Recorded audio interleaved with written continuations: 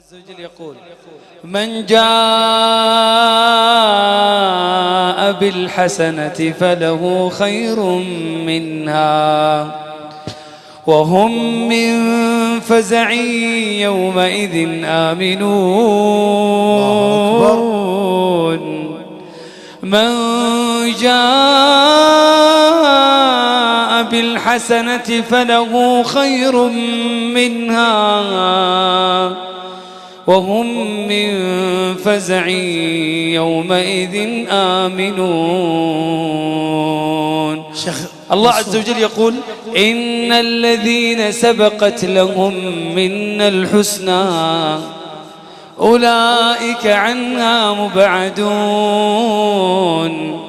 لا يسمعون حسيسها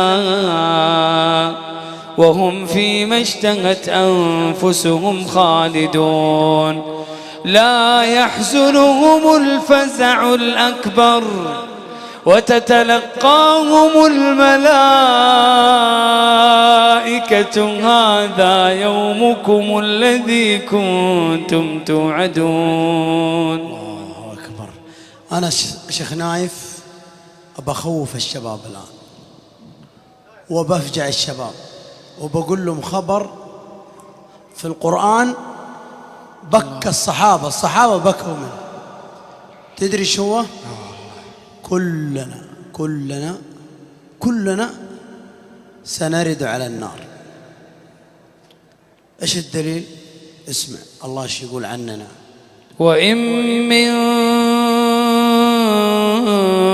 منكم إلا واردها، أي النار.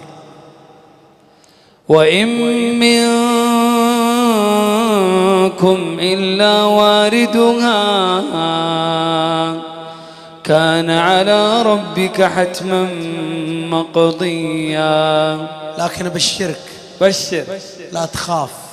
اسمع تكملة الآية: ثم ننجي الذين اتقوا. يا رب اجعلنا من التقوى. ثم ننجي الذين اتقوا ونذر الظالمين فيها جثيا. تدري المشهد هذا والمنظر من أعظم المشاهد يوم القيامة والمواقف المرور على الصراط. الصراط منصوب على متن جهنم يا شباب، تخيلوا صراط منصوب على متن جهنم من فوق. والله ما حد يدخل الجنة لن يمر على الصراط، والصراط أدق من الشعر وأحد من السيف وأروغ من الثعلب وكلنا سنمر عليه. تخيل تحتك إيش؟ جهنم. أنت لو حطوا لك ماسورة الآن من فوق عمارتين قالوا لك يلا عدي، والله ما تعدي من الخوف، فما بالك صراط وإيش على متن تحتك جهنم، والصراط هذا أدق من الشعر وأحد من السيف. موقف عظيم، والرسول صلى الله عليه وسلم ينتظرك آخر الصراط ويقول: يا رب سلم سلم. في ذلك اليوم العظيم أبشركم: من كان سريعا في الدنيا على طاعة الله فهو سريع على الصراط، ومن كان بطيء هنا في الدنيا فهو بطيء على الصراط. ومن وقع هنا يا شباب، ومن وقع هنا في المعاصي والكبائر والبعد عن الله ولم يتب إلى الله سبحانه وتعالى فسيقع هناك من على الصراط إلا من رحمه الله سبحانه وتعالى. ذاك اليوم ترى المرور على الصراط مو شطارة ولا مهارة، لا والله.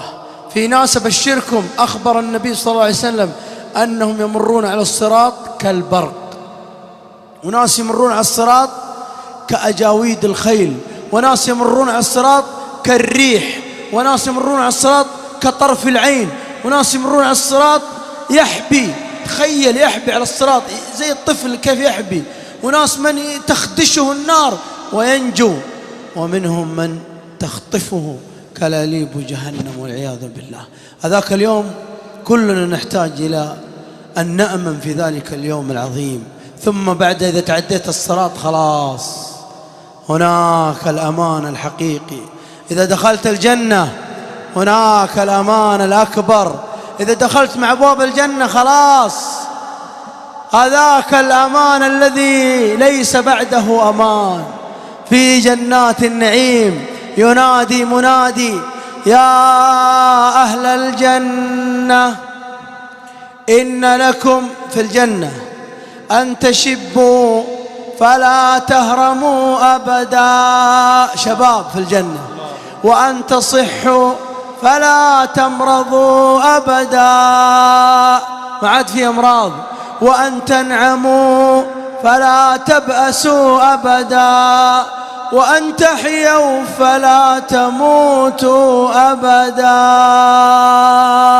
خلاص هناك تدخل الجنة، ادخلوها بسلام، دار السلام، خلاص ما عاد في خوف ولا عاد في أمراض ولا عاد في أذى. كم سنة؟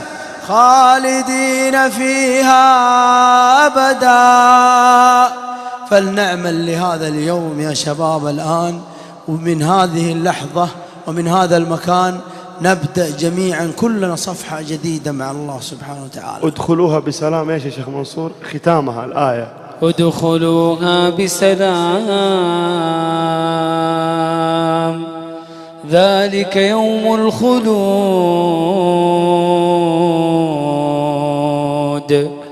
لهم ما يشاءون فيها،